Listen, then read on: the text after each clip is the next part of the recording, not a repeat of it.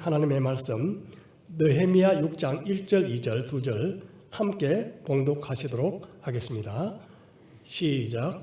산발락과 도비야와 아라비아 사람 게셈과 그 나머지 우리의 원수들이 내가 성벽을 건축하여 허물어진 틈을 남기지 아니하였다 함을 들었는데 그때는 내가 아직 성문에 문짝을 달지 못한 때였더라. 산발락과 게셈이 내게 사람을 보내어 이르기를 오라 우리가 오노 평지 한 촌에서 서로 만나자 하니 실상은 나를 해하고자 함이었더라. 아멘. 이 시간 잠시 기도하시겠습니다. 하나님 아버지, 이 시간 말씀을 듣게 됩니다. 우리가 살아가는 동안 거짓된 비방과 또 근거 없는 말을 종종 접하게 됩니다. 그것들이 나와 상관없을 수도 있지만 때로는 나에게 깊은 상처를 주는 말일 수도 있습니다.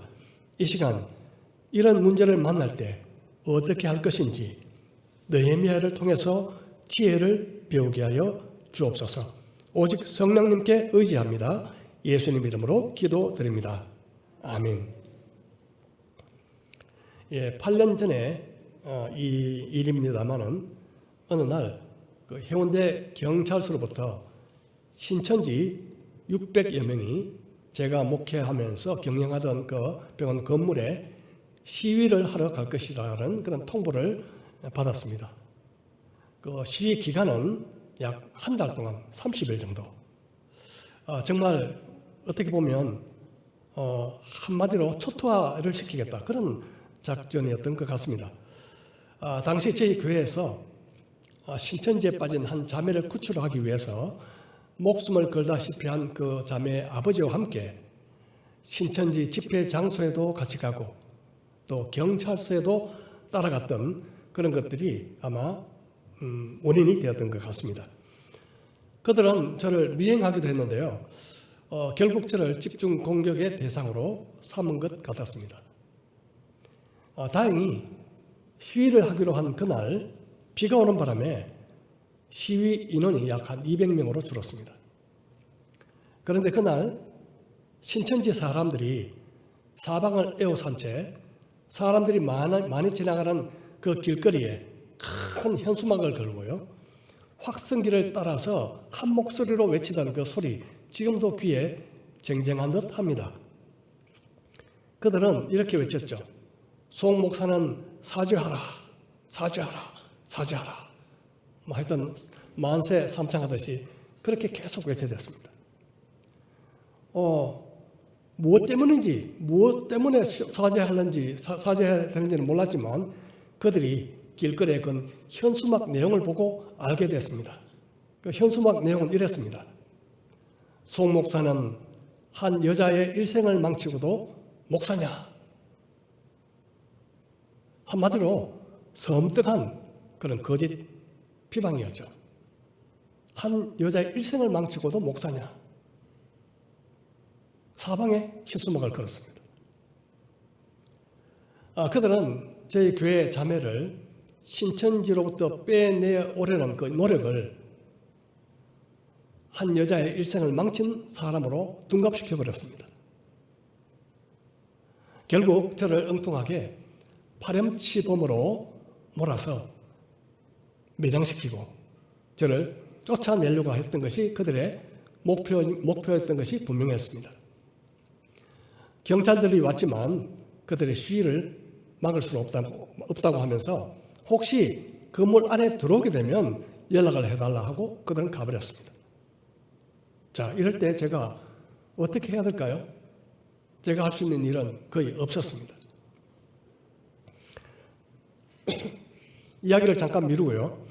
지난번 5장에서 예루살렘 성벽을 쌓는 도중에 생긴 그런 내부적인 갈등이 있었죠. 이 갈등을 느헤미야가 어떻게 해결해 나갔는지를 지난번 우리가 함께 살펴보았습니다. 그는 공동체에 생긴 내부적인 갈등이나 외부적인 그런 공격은 아주 단호하면서도요 적절하게 대응을 했습니다. 그런데 오늘은 전혀 다른 공격을 만나게 되죠. 다른 종류의 공격. 그것은 바로 지금까지와는 달리 한 개인에게 초점을 맞추고 있는 것입니다. 개인, 공동체가 아니고 개인. 바로 느헤미야 자신에 대한 인신 공격이었죠. 사실상 이제 성벽 공사는 마무리 단계에 접어들었습니다. 허물어진 틈을 다 메꾸고 이제 성문만 달면, 성문에 문짝만 달면 완성이 되는 그런 시점이었습니다. 1절에 보면 산발락과 도비아와 아라비아 사람 게셈과 그 나머지 우리의 원수들이 내가 성벽을 건축하여 허물어진 틈을 남기지 아니하였다 함을 들었는데 그때는 내가 아직 성문에 문짝을 달지 못한 때였더라.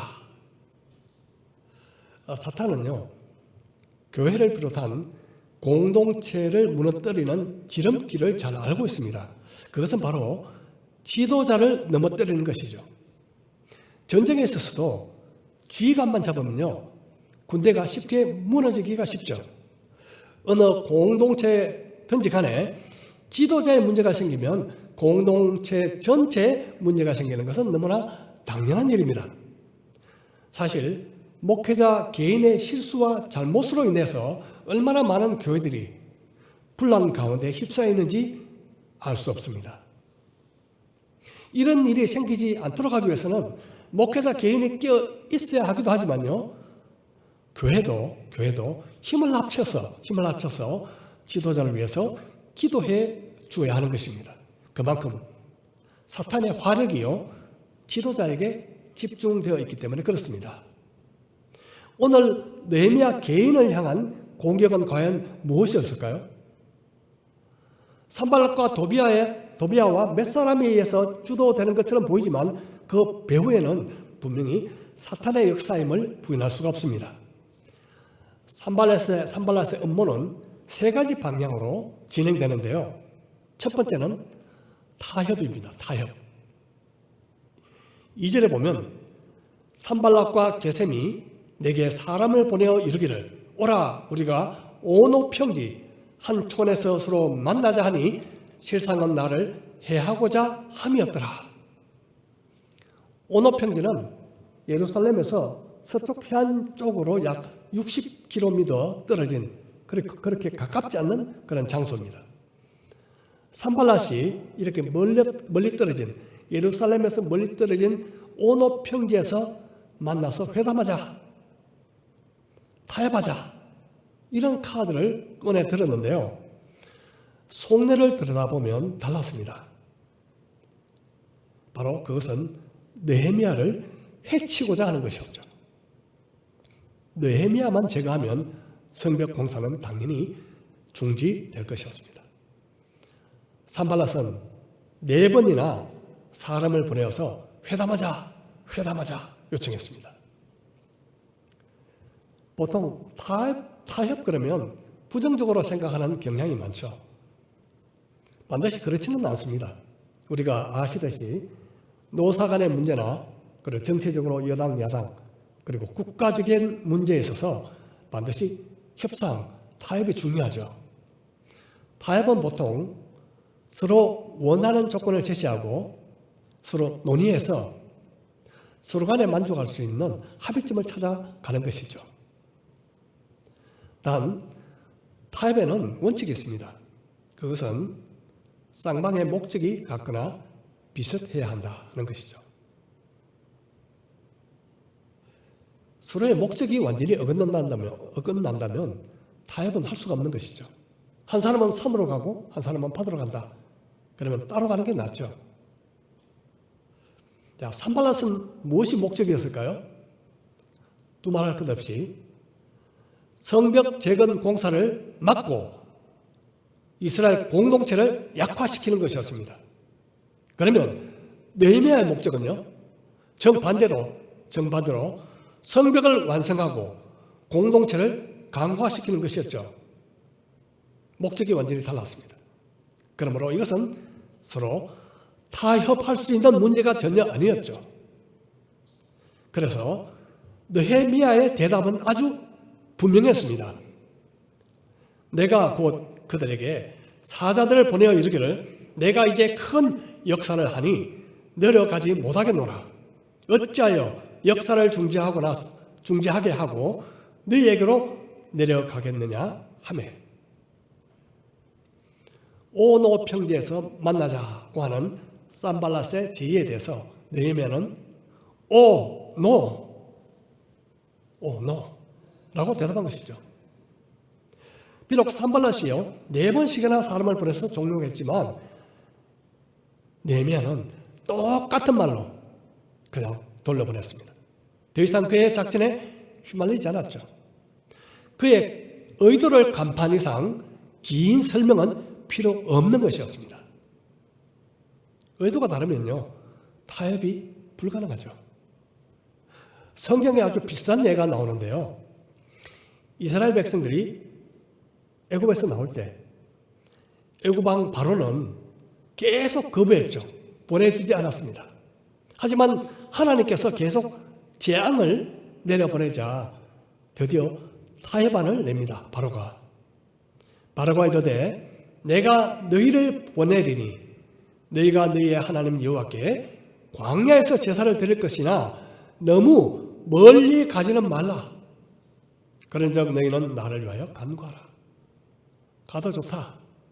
하지만 멀리 가지 마라. 이 말은 이스라엘 백성들을 완전히 보내지 않겠다는 말이죠. 물론 모세는 거부했습니다. 그리고 또 재앙이 내리자 바로는 결국 이렇게 또 말하죠. 11절입니다. 그렇게 하지 말고 너희 장정만 가서 여호와를 섬기라. 이것이 너희가 구하는 바니라. 이에 그들이 바로 앞에서 쫓겨나니라. 이제 조금 양보했습니다. 어린 아이들은 남겨둬라. 어린 아이들을 볼모로 삼겠다는 속셈이죠. 모세는 단호하게 거부하다가 또 쫓겨나죠. 하지만 이어지는 재앙에 또 이 바로는 진일보된 타협안을 다시 내놓습니다. 바로가 모세를 불러서 이르되 너희는 가서 여호와를 섬기되 너희의 양과 소는 머물러 두고 너희 어린 것들은 너희와 함께 갈지니라. 이제 양과 소만 남겨두고 가라. 그런 타협안이었죠. 모세가 어떻게 대답했을까요? 우리의 가축도 우리와 함께 가고 한 마리도 남길 수 없으니 이는 우리가 그 중에서 가져다가 우리 하나님 여호와를 섬길 것이며 또 우리가 거기에 이르기까지는 어떤 것으로 여호와를 섬길는지 알지 못함이니이다 하나. 한 마리도 남길 수 없다. 잘못된 목적을 가지고 던지는 타협안에는요 우리가 단호하게 노라고 거부할 수 있어야 한다는 뜻입니다. 제가 대학 1학년 때 예수님을 믿고 났어요. 후반기에 얼마 되지 않아 집안에 좀 난리가 났습니다. 부모님은 아마 집안에 이제 큰일 났다. 재앙이 생길 것이다. 아마 그렇게 생각하신 모양입니다. 그래서 처음에 아주 공격적으로 핍박을 하셨죠. 집에 보이는 성경책 찬송가 있으면 아버지가 그냥 눈앞에서 찢어서요 쓰레기통에 버리곤 하셨습니다. 그래도 안 되자 친척들을 동원해서 회유하기를 시작하셨죠. 그래도 말을 듣지 않자 타협안을 제시하셨습니다. 믿어도 좋지만 졸업하고 믿어라.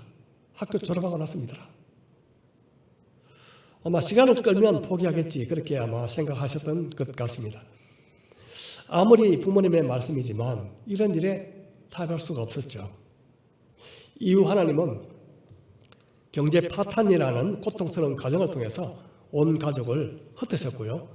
이로 인해서 신앙에 대한 가족의 핍박은 끝나버리고 말았습니다.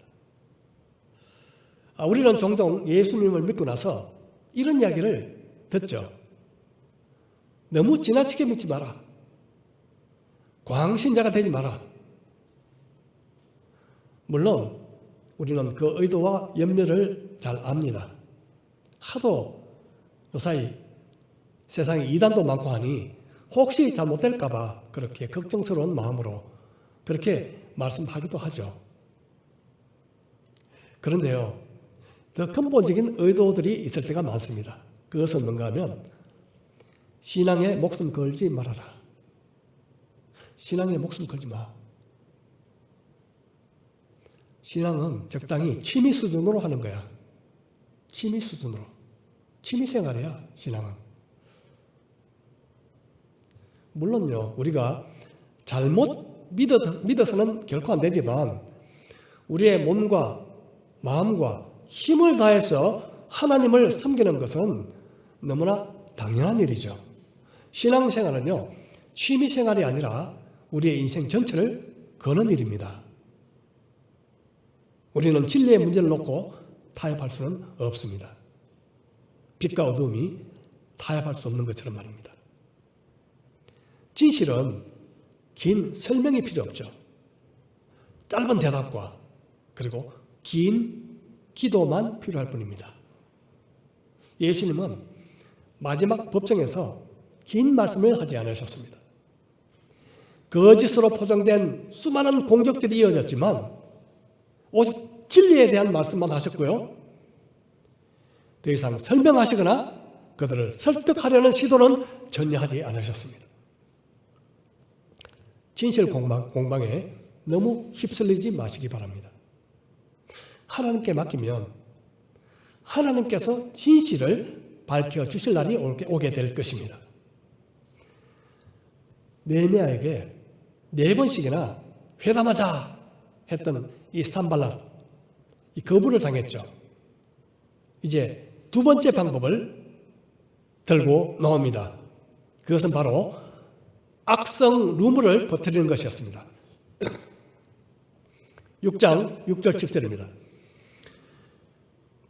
5절부터 보겠습니다. 산발랏이 5째는 그 종자의 손에 봉하지 않은 편지를 들려 내게 보냈는데 그 글에 이르기를 이방 중에도 소문이 있고 가스무도 말하기를 너와 유다 사람이 모반하려 하여 성벽을 건축한다 하나니 내가 그 말과 같이 왕이 되려 하는도다.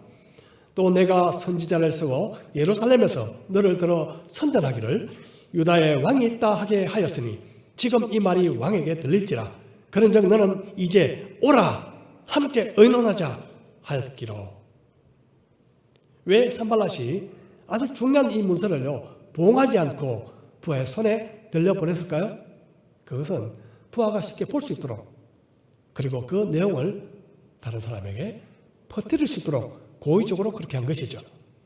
그 내용이 무엇이었습니까? 그것은 느헤미야 당신이 지금 유다의 왕이 되려고 한다. 그런 소문이 있더라. 사람들이 그렇게 하더라.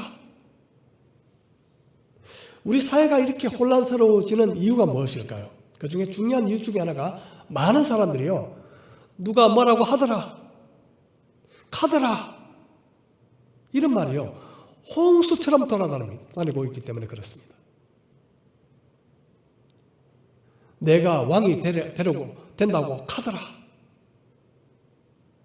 사실 느헤미야는 이런 생각을 심중에 전혀 하지 않았죠. 이 산발랏은 없는 사실을 포장해서요 기정사실로 지금 만들어가고 있습니다. 이것이 바로 중상모략이라는 것이죠. 이 말이 왕의 귀에 들어가면 당신 입장이 굉장히 곤란해질 텐데 이 봉국에 소환되면 어떻게 하려고 그렇습니까? 그러니 나와 만나서 이야기 좀 해봅시다. 이렇게 산발랏은 교묘하게 유도하고 있죠. 대부분 사람들은 이 중상모략을 받게 되면요 굉장히 힘들어합니다. 이 거짓 댓글 때문에 너무 스트레스를 받아 자신의 생명을 마감한 사람도 있지 않습니까? 대부분은요 이게 사실이 아니야 하는 것을 증명하려고요 애쓰고 또 발버둥 치죠. 직접 대응하기도 하고 여러 사람을 만나서 해명하느라 시간을 보내죠. 그렇게 하다가 쉽게 지쳐버리고요 다른 일을 할 수가 없게 됩니다.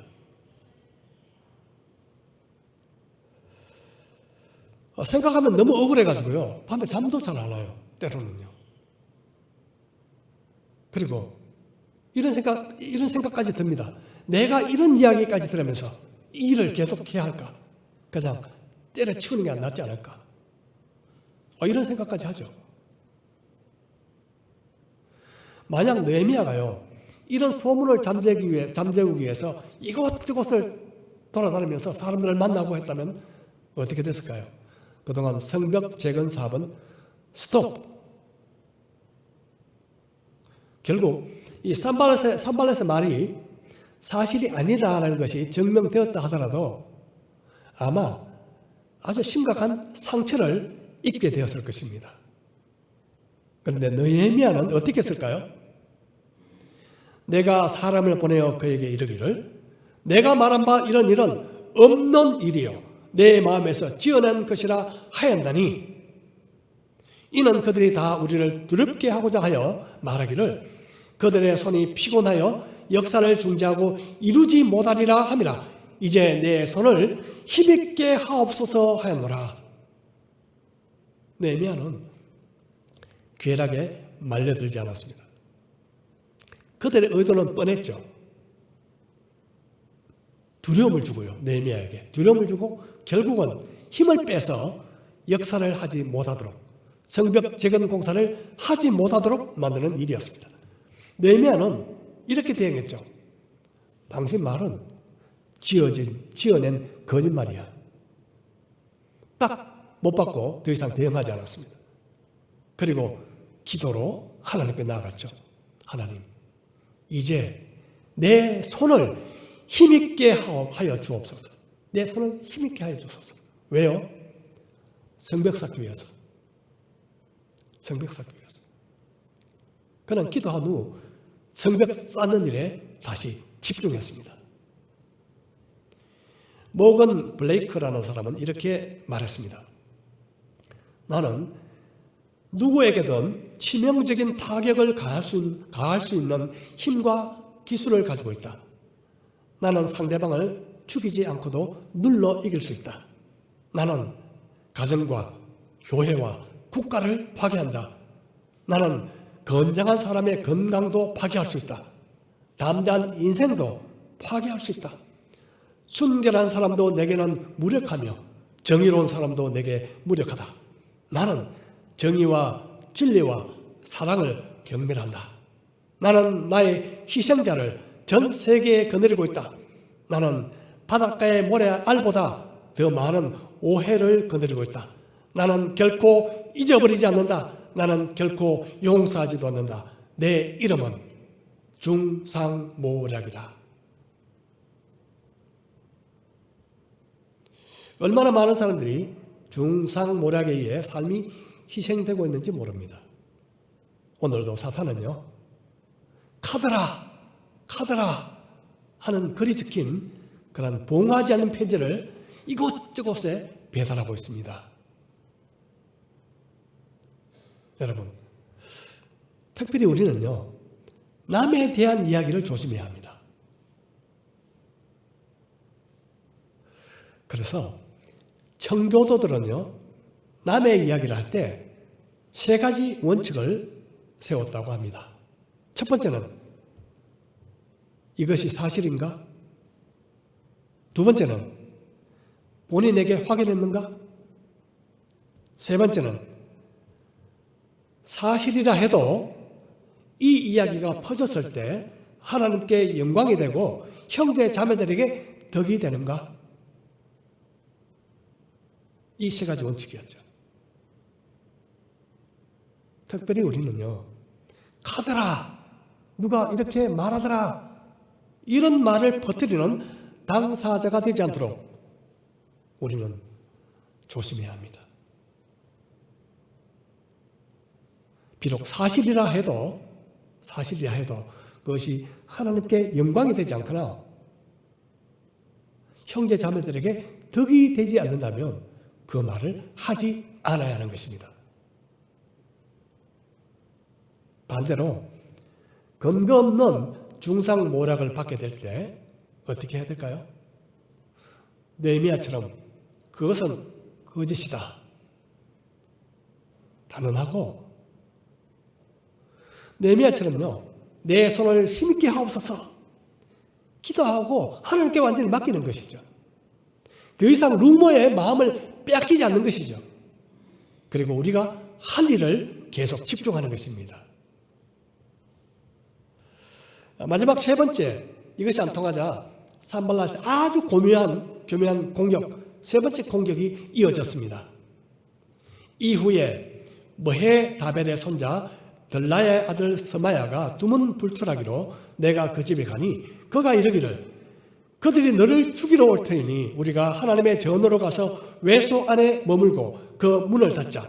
저들이 반드시 밤에 와서 너를 죽이리라 하기로 내가 이르기를 나 같은 자가 어찌 도망하며 나 같은 몸이면 누가 외소에 들어가서 생명을 보존하겠느냐. 나는 들어가지 않겠노라 하고. 스마야는 아마 제사장이었던 것으로 추정됩니다. 그가 두문불출했어요. 공적인 자리에 있는 그가 두문불출해가지고 이상히 여긴 느헤미야가 그의 집을 찾아갔습니다. 그때 느헤미야가 이렇게 말하죠. 대적들이 당신을 죽이러 올 테니 우리 같이 이 성전 아래 성소 안에 숨자. 이곳이 안전하다. 이에 느헤미야가 이렇게 대답하죠. 나보고 도망이나 다니란 말입니까? 그것도 율법을 어기면서 생명을 지키란 말이요? 나는 그렇게 못합니다.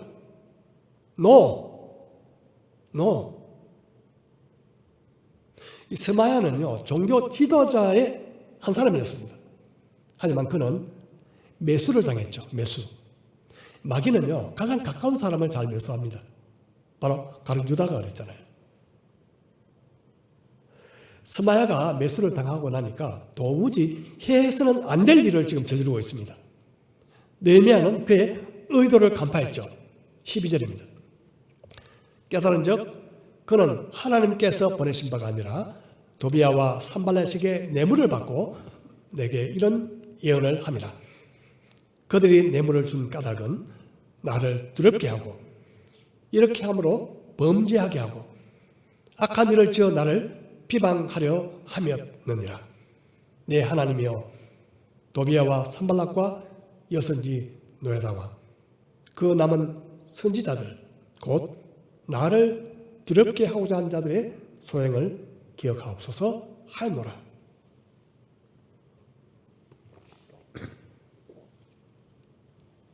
뇌물은 지혜자의 눈을 어둡게 하고 의인의 말을 굽게 하고 사람의 명철을 망하게 만든다고 성경은 기록합니다.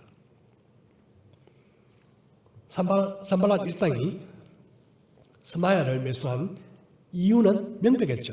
그것은 느헤미야에게 암살에 대한 두려움을 느끼게 해서 그로 하여금 제사장 외에 들어갈 수 없는 그런 성소로 피신하게 만든 후에 느헤미야가 율법을 어겼다, 죄를 지었다 이런 악한 말로 비방해서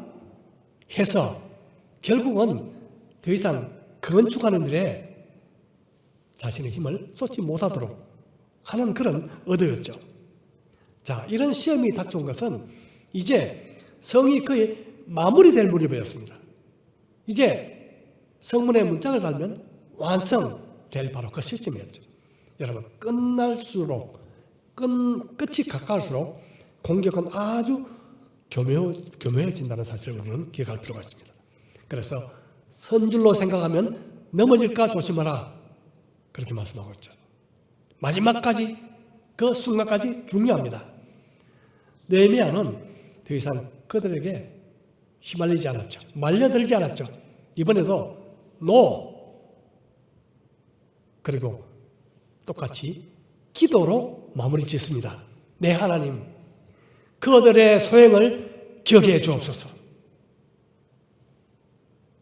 느헤미야는 허위 조작에 가담된 사람들, 그 사람들을 하나님이 심판해 주십시오 하는 그런 기도를 드리고 있습니다. 많은 사람들이요, 이런 상황에 빠지게 되면 대응하느라 힘을 다 빼버리죠. 그리고 함께 그냥 지력탕 속에 빠져버리고 맙니다. 헤어나지 못하죠. 자, 결국 수많은 공격과 그리고 방해 공작에도 불구하고요, 성은 드디어 완공되었습니다. 16절입니다. 우리 다 같이 한번 읽어보겠습니다. 시작. 우리의 모든 대적과 주위에 있는 이방 족속들이 이를 듣고 다 두려워하여 거기에 낙담하였으니 그들이 우리 하나님께서 이 역사를 이루신 것을 알미니라. 느헤미야와 함께하던 이 유다 백성들을 낙담시키고 또 두렵게 만들어서 성벽 완공을 필사적으로 저지했던 이들은요, 도리어 그들 스스로가 두려움과 낙담 속에 빠져버렸다. 그렇게 성경은 기록하고 있습니다. 얼마나 통쾌한 승리입니까? 그들이 팠던 함정에 그들이 빠져버리고 말았던 것이죠. 자, 이 모든 일은 하나님이 하신 일이었다. 그렇게 느헤미야가 결론 짓고 있습니다. 수많은 음모, 수많은 모략에도 불구하고 인간적으로 대응하지 않고요, 하나님을 전심으로 의뢰하고 하나님께 맡긴 결과는 바로 하나님이 이루신 완벽한 승리였습니다. 그것도 단 52일 만에 이룬 쾌거였죠. 어떤 토목공학자들의 이야기는요, 이걸 조사해 보니까 이 중장비를 동원해도 반년 이상 걸릴 그런 공사다, 그렇게 이야기하는 사람이 있었습니다. 하지만 유다 백성들은 이처럼 큰 공사를, 그리고 열악하고 다양한 방해 속에서도 놀랄 만큼 빠른 시간 내에 그 일을 이루어냈습니다. 처음에 제가 언급한 신천지 시위 사건도 하나님께서 일해 주셨다는 사실을 알게 됩니다. 그 현수막을 보는 순간요, 피가 막 그냥 거꾸로 이렇게 오르더라고요. 한 여자의 일생을 망친 송누구는 목사냐? 수많은 사람들이 지나가는 그 거리에 사방에 걸어놓고요, 이 명예훼손죄로 고발하지 않으면 안 되겠다, 그런 마음이 막 너무 화가 났어요. 그런데 알고 보니 그들은 오히려 고소를 기다리고 있었습니다. 저를 싸움판으로 끌어내고자 하는 의도를 제가 알게 됐죠. 그래서 그를 전혀 대응하지 않았습니다. 다음 날도 긴장 가운데 기다렸죠. 준비하고. 하지만 아무도 나타나지 않았습니다. 알고 보니 그 건물 주위에 있던 학원들이 꽤 많았거든요. 학원들, 학생들 공부하는 장소 아닙니까? 사방에서 막 사죄하라, 사죄하라, 사죄하라, 네가 목사냐 하고 막 떠드니까 아이들 공부를 못하더라. 그래서 경찰서하고 온갖 구청하고 막 민원들이 빗발치듯이 쏟아졌다고 합니다. 그날 오후에요. 그래서 그들이 더 이상 시위를 할 수 없게 됐죠. 그래서 알고 보니 다음 날 해운대 경찰서 앞에서 1인 시위를 하고 있더라고요. 뭐라고 붙었는지 아십니까? 송 목사와 해운대 경찰서가 짜서 시위를 방해했다, 이런 얼토당토한 또 거짓 플래카드를 들고 해운대 경찰서 앞에서 시위를 하고 있었죠. 그렇게 요란스럽게 떠들던 허위, 거짓, 중상 모략은요, 순식간에 사라져버리고 말았습니다. 이것은 제가 한 일이 아니라 하나님께서 하신 일이죠. 저는 그냥 기다리고 있었던 것뿐인데, 기도하고. 자, 우리는 하나님 나라의 성벽 공사를 위해서 동원된 그런 인부들입니다. 하나님 나라를 위해서 일하지 않는다면 방해도 없겠죠. 하지만 일하면 일할수록 방해는 생기게 될 것입니다. 특별히 사실이 아닌 내용으로 괴롭힘을 당할 수도 있습니다. 하지만 그런 문제를 만날 때요, 그 문제 속에 빠져서는 안 된다는 사실을 오늘 느헤미야는 우리에게 가르쳐주고 있습니다. 그는 어떤 조작된 방해에도 불구하고 성벽 쌓는 목표에서 벗어나지 않았습니다. 특별히 중상모략, 유언비어 이런 말에 대해서는요, 단호하게 NO! 그렇게 대응하고 하나님께 기도하고 맡겼습니다. 자기 방어에 시간과 에너지를 쏟지 않고요, 그 에너지를 성벽 쌓는 일에 집중했습니다. 자, 이 일은요, 믿음이 필요한 일입니다. 믿음이 필요한 일입니다. 하나님께 대한 믿음이 없으면요, 자기가 해결하려고 나서게 될 것입니다. 하나님께 대한 믿음이 있다면 그것을 맡기고요, 내가 정말 하나님이 원하시는 그 일에 집중하게 될 것입니다.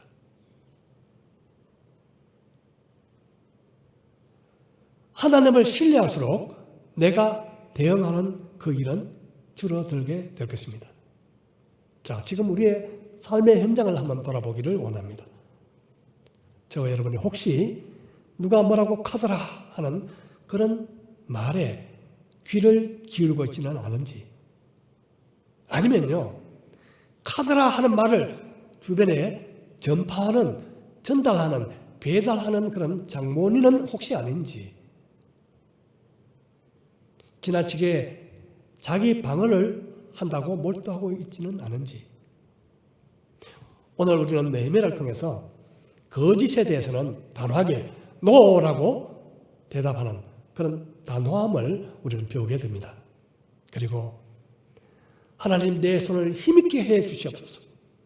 나를 두렵게 하고자 한 저자들의 소행을 기억하여 주옵소서. 기도하면서 하나님을 온전히 신뢰한 그런 믿음을 우리는 배울 수가 있습니다. 결국은요, 문제는 주님께 맡기고 나는 사명에 집중한다. 뭐라고요? 문제는 주님께 맡기고 나는 사명에 집중한다. 그런 단순하고 중요한 원리를 우리는 배울 수가 있습니다. 이 시간 느헤미야를 통해서 가르쳐 주신 이 교훈을요, 마음에 새기고 우리의 일생이 문제 중심이 아니라 하나님이 부르시는 그런 사명 중심의 삶, 사명 중심의 삶을 믿음으로 살아갈 수 있도록 우리 다 함께 기도하면서 우리 하나님의 말씀을 들은 말씀들을 다시 한번 되새겨보면서 우리 각자 이 시간 한번 기도했으면 좋겠습니다.